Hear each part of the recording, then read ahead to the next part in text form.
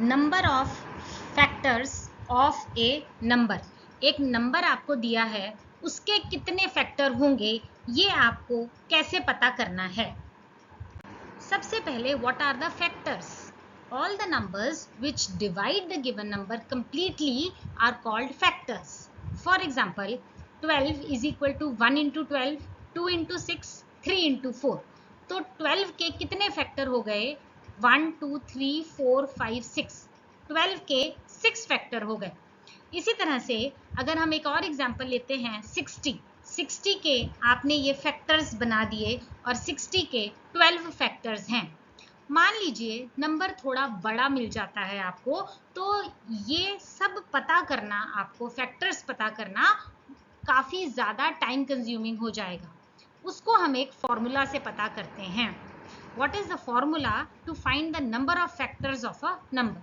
सबसे पहले आप गिवन नंबर को इस फॉर्म में एक्सप्रेस कीजिए, प्राइम फैक्टराइजेशन कर दीजिए। आप उस नंबर को x power a y power b into z power c के रूप में लिख लीजिए। उसके बाद उस नंबर के फैक्टर्स कितने होंगे? वो होंगे power a plus 1, power b plus 1, power c plus 1, और तीनों को आपस में मल्टीप्लाई कर दीजिए।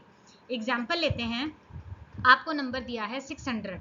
सबसे पहले आप इसके प्राइम फैक्टर्स बना दीजिए और इसको इस वाले फॉर्म में ले आइए। आपका आंसर आता है 2 power 3 into 3 power 1 into 5 power 2। तो जो फॉर्मूला बताया, इस फॉर्मूले के according number of factors of 600 कितने होंगे? पहली पावर है आपकी 3 प्लस 1 मल्टीप्लाइड बाय, ये पावर है 1 plus 1 multiplied by, next power is 2 plus 1।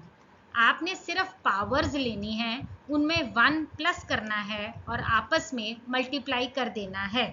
Answer आ गया 4 इंटू 2 इंटू 3 24। आप करके देख लीजिए, 600 के 24 फैक्टर्स होते हैं। तो ये बहुत ही आसान तरीका है। गिवन नंबर को इस फॉर्म में एक्सप्रेस कर लीजिए और उनके पावर को +1 करके आपस में मल्टीप्लाई कर दीजिए।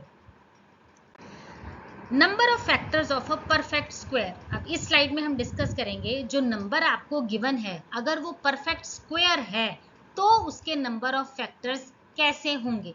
एक एग्जांपल लेते हैं। पहला एग्जांपल है 400। इसको आप एक्सप्रेस कीजिए 2 पावर 4 इंटू 5 पावर 2। तो इसके नंबर ऑफ फैक्टर्स पिछली स्लाइड में जो फॉर्मूला बताया था, पावर में +1 किया 4 प्लस 1 मल्टीप्लाइड बाय 2 में +1 किया मल्टीप्लाइड बाय 3। तो 4 इंटू 3 को मल्टीप्लाई करके आंसर आ गया 15 फैक्टर्स।